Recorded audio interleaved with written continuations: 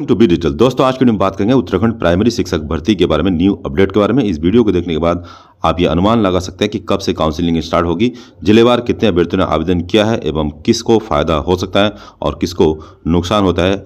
इस सब की जानकारी आपको देने का प्रयास करेंगे। उत्तराखंड में प्राइमरी शिक्षकों की भर्ती को लेकर एक बहुत बड़ी अपडेट सामने आ रही है। शिक्षकों की नियुक्ति से पहले सार्वजनिक होगी मेरिट लिस्ट 6/7/2024 की ये जानकारी है।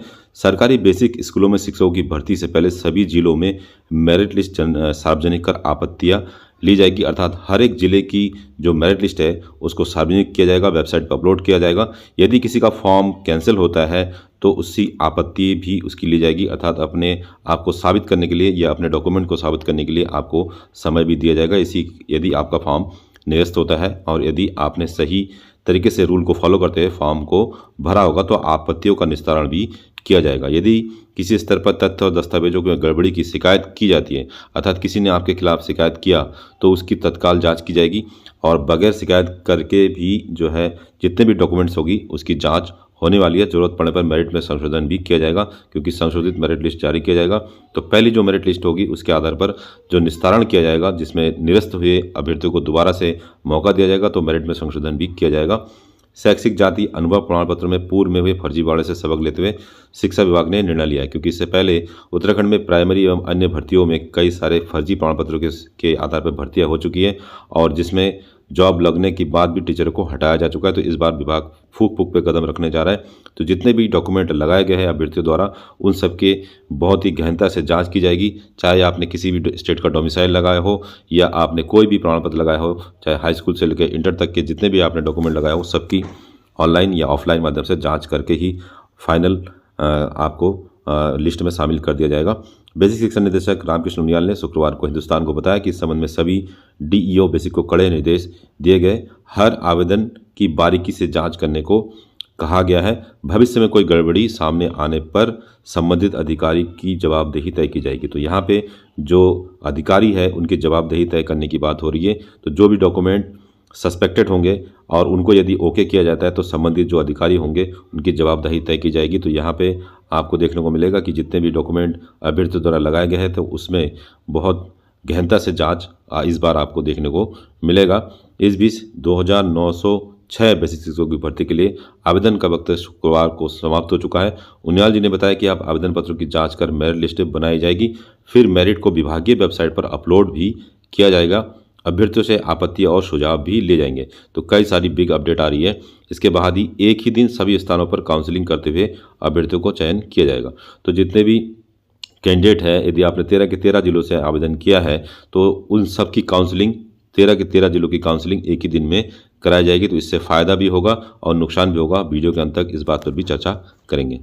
अब बात करते हैं कितने जिले से कितने अभ्यर्थियों ने आवेदन किया है और क्या इस आवेदनों की संख्या को देखकर आपकी संभावना बनती है या नहीं बनती है। इन प्रश्नों का जवाब ढूंढने का प्रयास करेंगे। तो बेसिक शिक्षक भर्ती में सबसे ज़्यादा प्रतिस्पर्धा की बात करें तो देहरादून और चंपावत में है, जहाँ देहरादून में 41 पदों पर 818 लोगों ने आवेदन किया है, वहीं चंपावत में 75 पदों के लिए 960 अभ्यर्थियों ने आवेदन किया है। शुक्रवार शाम बेसिक शिक्षक भर्ती के लिए आए आंकड़ों का से जो है आंकड़ा काफ़ी साफ हो चुका है। प्रदेश के सभी जिलों में कुल मिला के 2906 पदों के लिए 24,225 लोगों ने आवेदन किया है। ये 24,225 लोग नहीं है बल्कि ये फॉर्म है और इस हिसाब से औसतन एक पद के लिए 8 फॉर्म मैदान में है। शिक्षा मंत्री डॉक्टर धन सिंह रावत जी ने कहा है कि बेसिक शिक्षक भर्ती में मेरिट लिस्ट बनाते समय इस वक्त विशेष सतर्क रहने की बात कही है। अब बात करते हैं कि बेसिक शिक्षक भर्ती के लिए हर जिले से कितने कितने आवेदन आए हैं। तो पौड़ी जिले में 304 सीटें हैं और पौड़ी जिले में आए हैं आवेदन 2150 और चमोली में 446 पदों के लिए 2198 अभ्यर्थियों ने आवेदन किया है। इतने फॉर्म आए हैं। रुद्रप्रयाग में 182 सीटों के लिए 1736 अभ्यर्थियों ने फॉर्म अप्लाई किया है। इसके अलावा टिहरी में 315 पदों पर 2073 लोगों ने आवेदन किया है। उत्तरकाशी में 226 पदों पर 1701 लोग अभ्यर्थियों ने आवेदन किया है। देहरादून में 41 पर 818 लोगों ने आवेदन किया है। हरिद्वार में 184 पदों पर 2312 लोगों ने आवेदन किया है और नैनीताल में 190 पदों पर 2310 लोगों ने आवेदन किया है। अल्मोड़ा में 142 पदों पर 1879 लोगों ने आवेदन किया है। बागेश्वर में 190 पदों पर 1752 लोगों ने आवेदन किया है और चंपावत में 75 पदों के लिए 960 लोगों ने आवेदन किया है। पिथौरागढ़ में 326 आवेदन पदों पर 1885 पदों पर आवेदन हुआ है और युवस नगर में 309 पदों के लिए 2451 पदों पर आवेदन आए हैं। तो इतने ज़्यादा आवेदन कैसे आ सकते हैं, क्योंकि यहाँ पर एक अभ्यर्थियों ने 13 के 13 जिलों पे आवेदन किया होगा। मान लीजिए औसतन एक अभ्यर्थी ने 10 जिलों से आवेदन किया होगा, तो यहाँ पे इस वजह से ये आंकड़ा आपको ज़्यादा दिखाई दे रहा है। तो इसका परिणाम ये होगा और इसका आपके मेरिट लिस्ट पे क्या फ़र्क पड़ेगा, क्योंकि हर अभ्यर्थियों का अलग अलग ज़िले से मेरिट लिस्ट में जब नाम आएगा तो जितने भी लोगों ने अलग अलग ज़िलों से आवेदन किया है तो उनके पास मौका रहेगा कि वो ऑप्शन रहेगा चूज़ करने का कि किस ज़िले से उनका मेरिट लिस्ट में नाम आ सकता है, किस ज़िलों में उनको नियुक्ति मिल सकती है, तो उसी ज़िले की काउंसलिंग में वो भाग ले सकता है। तो एक बार से दोबारा से मैं आपको बताता हूँ कि यहाँ पे आवेदन जो है हर ज़िले की आपको ज़्यादा इसलिए दिखाई दे रही है क्योंकि प्रत्येक अभ्यर्थियों ने कम से कम 5 या अधिक से अधिक 13 जिलों से आवेदन किया है, जिस वजह से यहाँ पे आवेदनकर्ताओं की संख्या आपको ज़्यादा दिखाई दे रही है। हर जिले की अलग अलग मेरिट लिस्ट निकलेगी और एक अभ्यर्थी ऐसा है जिसने 13 के 13 जिलों में आवेदन किया है और यदि वो टॉप पे है तो 13 के 13 जिलों में ही उसका नाम मेरिट लिस्ट में दिखाई देगा।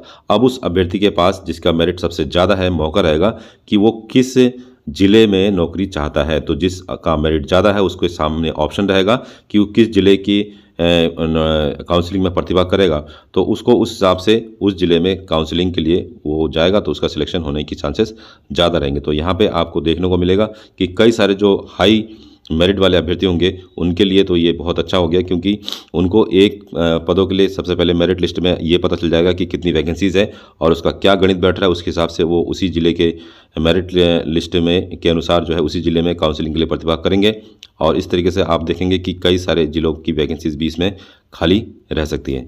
बात करते हैं आवेदनकर्ताओं की संख्या इतनी ज़्यादा किस तरीके से है। तो आवेदनकर्ताओं की ज़्यादा संख्या होने का सबसे पहला कारण कि एक अभ्यर्थियों ने अधिक से अधिक जिले से फॉर्म अप्लाई किया है।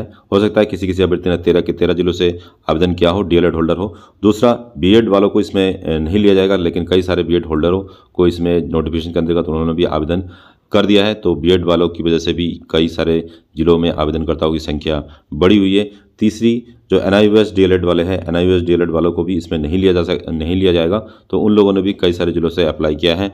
और चौथा, जो सर्विस में है ऑलरेडी, जो पीआरटी के जॉब में है, गवर्नमेंट जॉब में है, उत्तराखंड सर्विस होल्डर है, उन्होंने यदि वो दुर्गम में नौकरी करें, मान लीजिए कोई पिथौरागढ़ में है और उसको 2 या 3 साल जॉब के हुए हैं, तो उन लोगों को भी आवेदन मतलब कि हुआ है। ये नोटिफिकेशन के अनुसार अब ये देखना पड़ेगा कि जो ऑलरेडी जॉब में है उनका आवेदन विभाग एक्सेप्ट करता है या नहीं करता है। तो कई सारे ऐसे अभ्यर्थी जो ऑलरेडी पीआरटी के गवर्नमेंट जॉब में है, उन्होंने अपने ट्रांसफ़र के लिए या अपने स्थान को परिवर्तित करने के लिए भी इस विज्ञापन में फॉर्म अप्लाई किया है। तो इन सब कारणों की वजह से ये जो फॉर्म है आपको अधिक दिखाई दे रहे हैं। अब बात करते हैं एक और नोटिफिकेशन के बारे में। कार्यालय जिला शिक्षा अधिकारी प्रारंभिक शिक्षा टिहरी गढ़वाल से 5 जुलाई 2024 को एक नोटिफिकेशन जारी हुआ है। प्रारंभिक शिक्षा उत्तराखंड देहरादून के पत्र संख्या के अनुसार माननीय उच्च न्यायालय उत्तराखंड में योजित रिट संख्या में माननीय उच्च न्यायालय द्वारा पारित अंतिम आदेशों के अनुपालन में 2018 एवं 2020 में जनपद स्तर पर सहायक अध्यापक प्राथमिक के पदों पर निर्गत विज्ञप्तियों के सापेक्ष जिन अभ्यर्थियों ने डीएलएड धारक अभ्यर्थियों को आवेदन किया गया था, मतलब कि 2018 और 2020 में विज्ञप्ति आई थी और उस समय डीएलएड वाले अभ्यर्थियों ने आवेदन किया था। लेकिन अब क्योंकि 2024 चल रहा है, तो यदि उन्होंने 2018 और 20 में आवेदन किया था तो 2024 के हिसाब से अगर वो उनकी डेट ऑफ बर्थ के अनुसार वो आवेदन नहीं कर सकते, 42 से ऊपर हो गए, तो इसीलिए वो कोर्ट चले गए हैं और कोर्ट से उनको ऑर्डर आया है कि उनको भी इस परीक्षण में इस जॉब में सम्मिलित होने का मौका मिले। तो ऐसे डीएलएड अभ्यर्थी जिन्होंने 2018 एवं 20 में फॉर्म अप्लाई किया था, उनके लिए कोर्ट से उनको समय दिया गया है और नियमावली के आधार पर यदि उन्होंने आवेदन किया था तो उस फॉर्म को भी यहाँ पे एक्सेप्ट किया जाएगा। और इस संबंध में यहाँ पे नोटिस ये जारी हुआ है कि यहाँ पे बताया गया कि किस किस का केस है। याचिका संख्या देख सकते हैं, नौसी कामिल बनाम उत्तराखंड राज्य व अन्य के पारित के निर्णय में अनुपालन में जिनके द्वारा जनपद टिहरी गढ़वाल में ये फॉर्म अप्लाई किया गया था। सहायक अध्यापक प्राथमिक विद्यालय के पद पर नियुक्ति हेतु आवेदन किया गया था और वे अपने समस्त शैक्षिक परीक्षण आवेदन के समर्थन में समस्त मूल प्रमाण पत्रों के साथ इनको बुलाया गया काउंसलिंग में 18 जुलाई 2024 को जिला शिक्षा अधिकारी प्रारंभिक शिक्षा टिहरी में।